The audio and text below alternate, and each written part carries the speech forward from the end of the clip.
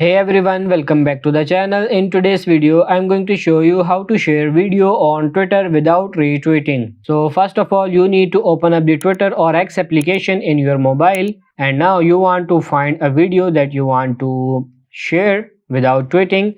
Let's say this is the video. What we will do is we will just tap on the video here, and now we will just tap on this share icon in the bottom right corner, and now you have to tap on this copy link. After copying the link, again tap on this share. Now tap on this share via, and now you can select Twitter as well, as you can see here. So just tap on this Twitter, and now you can just simply tap on this post. So at the top you can see the video is posted. Now open up your profile here, and as you can see the video is posted on our profile. You can see here is your video you have posted now. So that's how you can share video on Twitter without retweet. If you are on iOS, there is also an option on iOS as well.